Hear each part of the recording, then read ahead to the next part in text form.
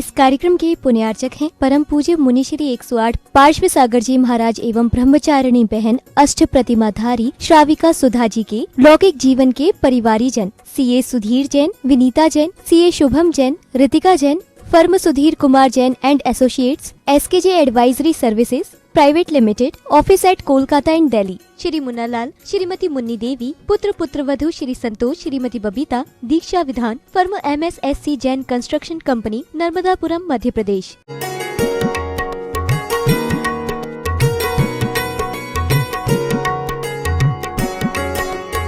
दूसरा क्या है? देव पूजा, गुरु पास्ती। हाँ, गुरु की पूजा कैसे करना? गुरु कौन होते हैं?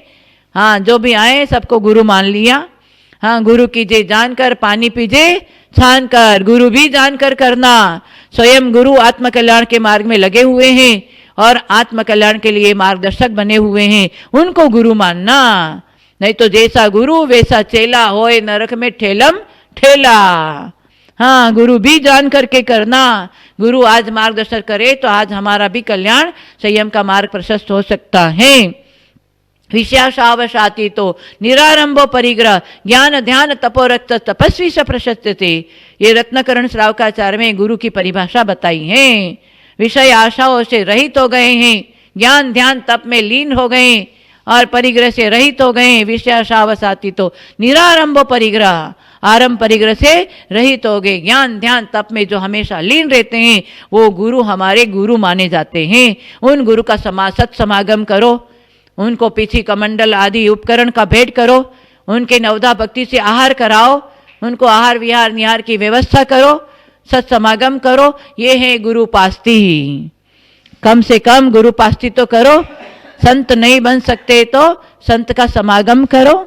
हाँ, संत का समागम करने से प्रथम सब सुबह उठते ही पहले गुरु का मंत्र होना चाहिए।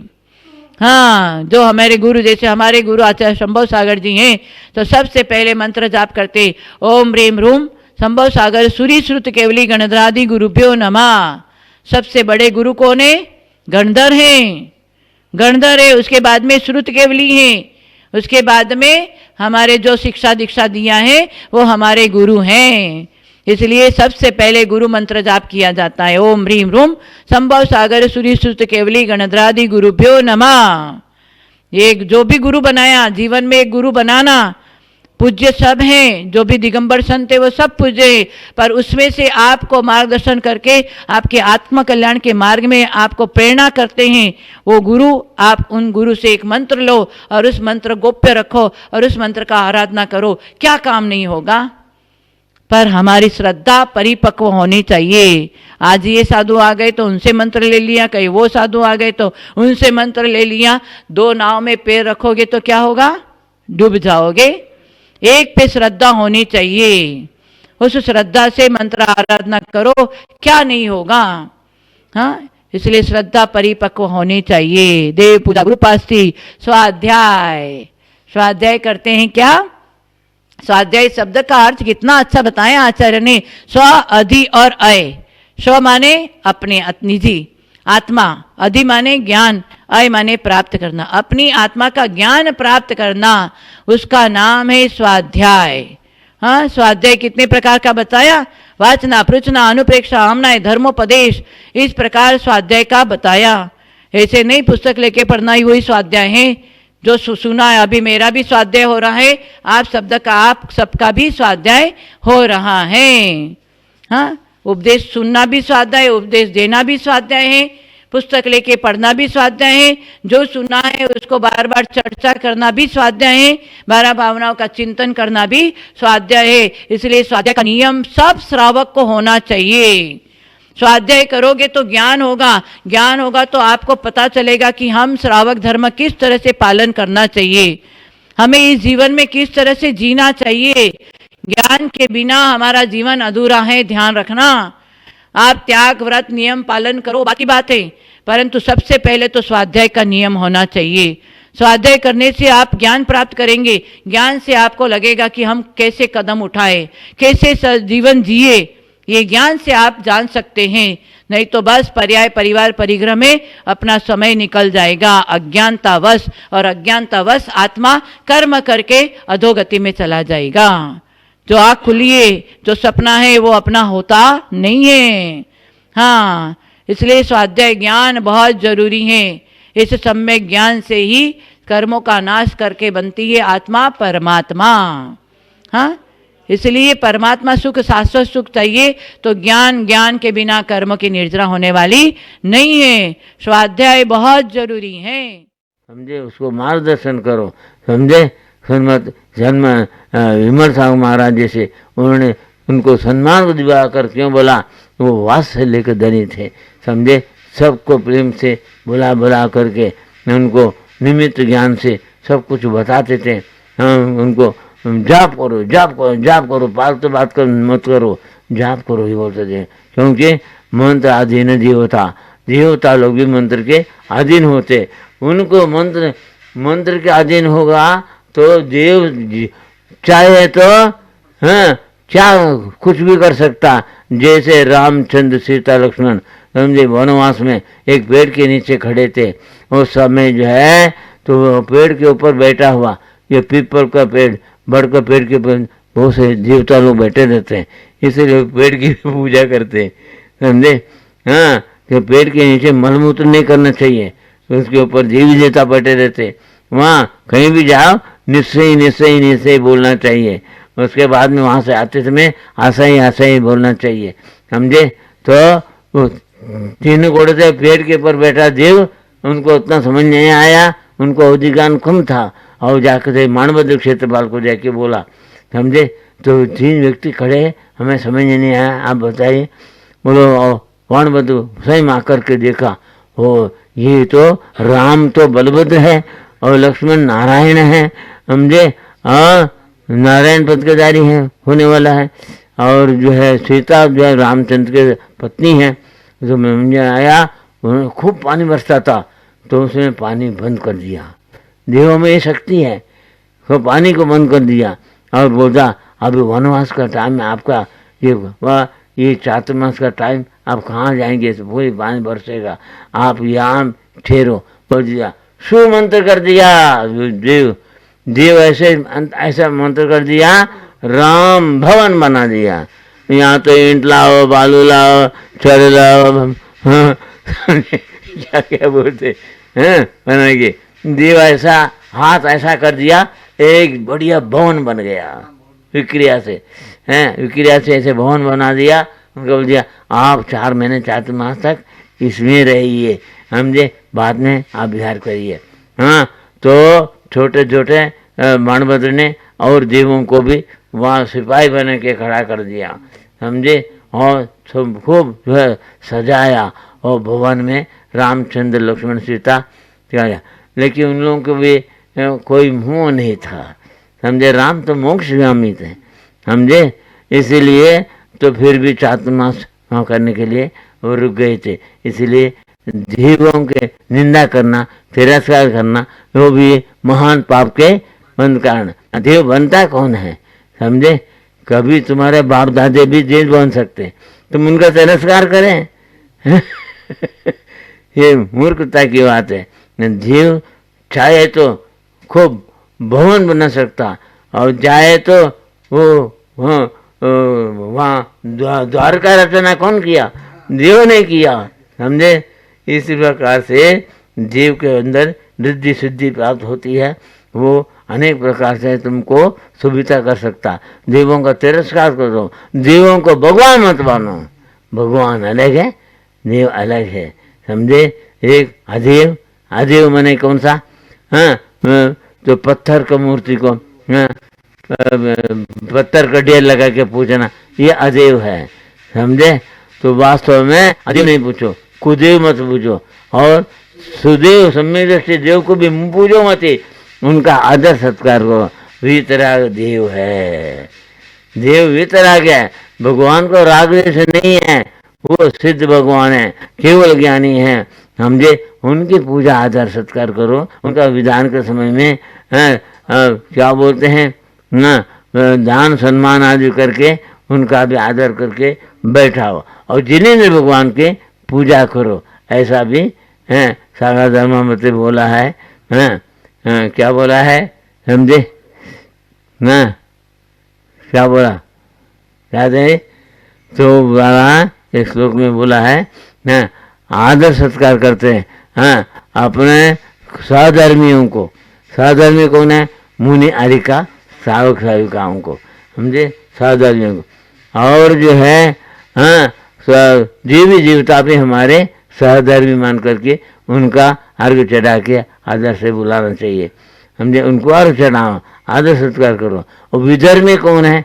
जो अपने मत का नहीं है, अन्य मती है, उनको भी यथाशक्ति उनके योग्यता के अनुसार आदर सत्कार कर बैठा करके जिनेंद्र भगवान की पूजा करना चाहिए। ऐसा सागर धर्मामृत में बताया। इसलिए हम किसी का भी तिरस्कार नहीं करना, समझे, तिरस्कार नहीं करना चाहिए, आदर सत्कार करना चाहिए। आदर सत्कार का भाव ये पुण्य बंद कराता है। किसी प्रकार से पुण्य बंद हो, पाप बंद न हो, इस प्रकार से हमारे जीवन में हम क्या कर रहे हैं, हमारे क्या गलती है, उसको सुधारो। सीता ने एक माता जी बैठी थी, एक मुनि महाराज बैठे थे, दोनों बैठ करके कुछ वार्तालाप कर रहे थे। और माता जी कौन है? मुनि महाराज का बहन ही माता जी है। और दोनों बात कर रहे थे।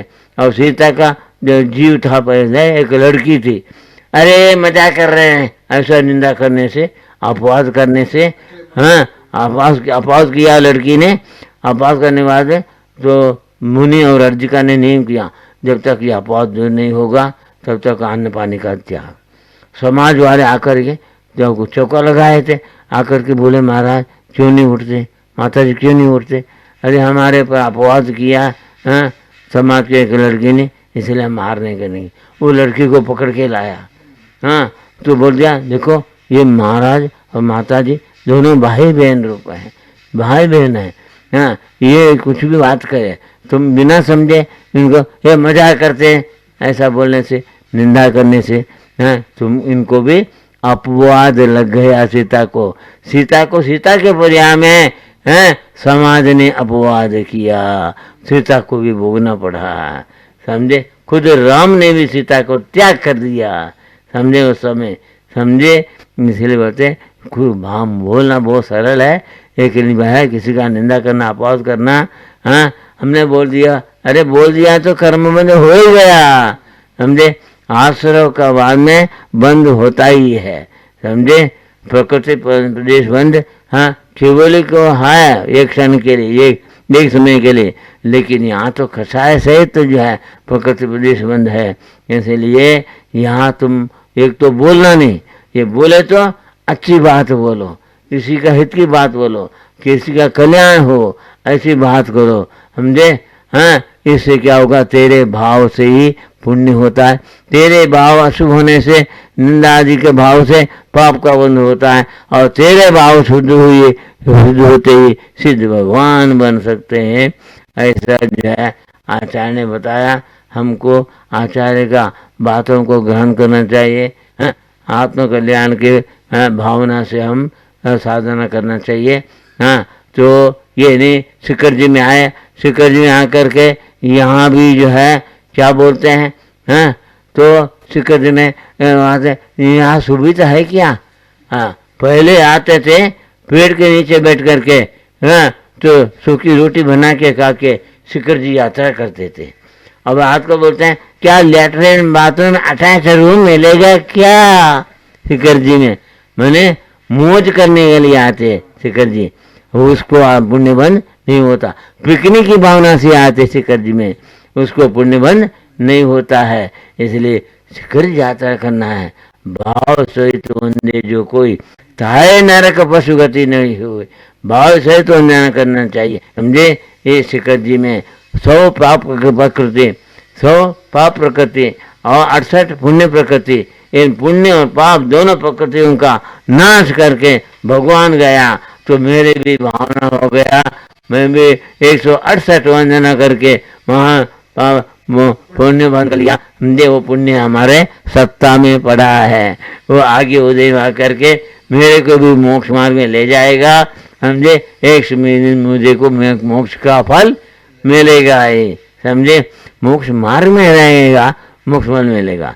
अब बम्बई जाना है, कलकत्ता जाना है, समझे, पहले तो जाना है बल्कि बैठे रहे तो नहीं होगा, गाड़ी में बैठना पड़ेगा। हाँ, टिकट नहीं लिया तो उतार देगा, समझे। हाँ, टिकट लेकर के गाड़ी में बैठने पड़ेगा, गाड़ी में बैठने के बैठ करके तो कोई पूछे तो बोलेगा तुम मैं बम्बई जा रहा हूँ, कलकत्ता जा रहा हूँ, समझे, बोलेगा। बम्बई पहुँचने के बाद, कलकत्ता जाने के बाद में तुम बोलते क्या मैं बम्बई जा रहा हूँ, कलकत्ता जा रहा हूँ, वो तो पहुँच गया। इसलिए आत्म कल्याण के हम मोक्ष मार्ग में हैं, हमारा मोह का क्षय होगा। मोक्ष मार्ग में लगे नहीं है, मोह मार्ग में लगे हैं।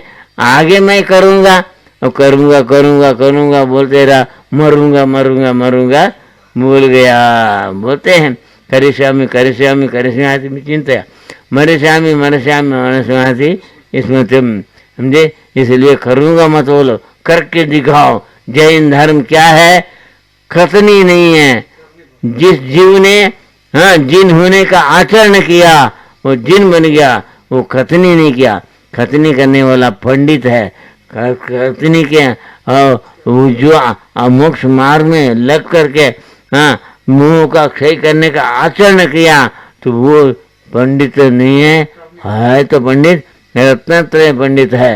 रत्नत्रय मार्ग में चल करके रत्नत्रय की सिद्धि किया, ज्ञायक होना, वो परमात्मा बना, से शक्ति मेरे में है, मैं पंडित बन करके मैं करूँगा, आगे करूँगा मत बोलो। बूंद रूप में तुम करते जाओ, समझे, गड्ढा भर जाएगा, समझे। बूंद डालते जाओ, गड्ढा भरेगा। एकदम गड्ढा भरने की शक्ति नहीं है। उसी प्रकार बूंद रूप में आचरण करने के लिए पहले अणुवत, बाद में गुणवत, शिक्षावत, ये 12 व्रत का पालन करते करते वो अनुव्रति प्रतिमाधारी एक दिन महाव्रती बनेगा। महाव्रती बन करके तो एक दिन जो है संपूर्ण अघाती कर्म को भी क्षय करेगा। लेकिन अघाती कर्म क्षय करना मुख्य नहीं है, यहाँ घातीय कर्म क्षय करना मुख्य है। इसलिए 63 प्रकृति नाश के लिए हमें क्या क्या करना चाहिए, ये विषय में हमको ज्ञान हो जाए तो हम भी आत्मा का कल्याण कर सकते हैं। समझे, आत्म कल्याण ही सच्चा कल्याण है। समझे, शादी किया तो डूब गया। ब्रह्मचर्य सबसे बड़ा दम है। समझे, आत्मा शासन बताया तो मान बढ़ाए के लिए राजा महाराजा लोग भी दान देते हैं और मान बढ़ाए के लिए बहुत से साधु पंडित बनते हैं, लेकिन विरले साधु मिलेगा। आत्मा सच बताए, विरले साधु मिलेगा, विरले पंडित मिलेगा। समझे, जो ब्रह्मचर्य पालने वाले और जो रसनेन्द्र जीतने वाले और स्पर्शनेन्द्र को जीतने वाले विशेष विवेकी सम्यक दृष्टि साधु साधक ये काल में बहुत विरले मिलेगा। लेकिन उनकी संगति से मेरा कल्याण हो सकता है, ये भावना करो।